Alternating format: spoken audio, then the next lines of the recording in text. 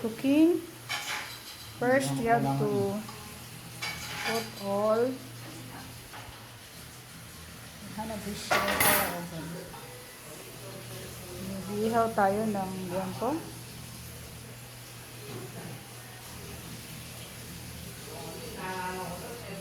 Garlic.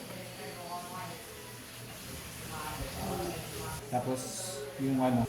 Okay. We will grill the liempo with pepper, salt, sugar, and garlic.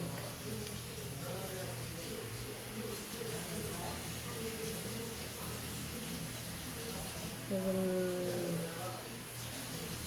put it in the other place. Ayusin natin para magkasya.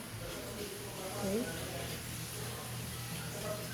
Just one click, you have the grilled pork liempo. Okay, you put to the topmost. Okay, there's the.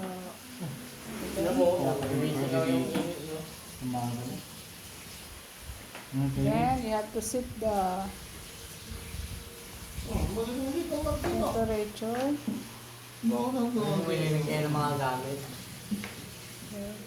20. 20. Okay. Reset into 20 minutes. And the temperature of 200. And the air At the top. and 2. Okay, let's wait for 20 minutes to see the result. It's the first time we use this air fryer Hanabishi. Let's see what is the result.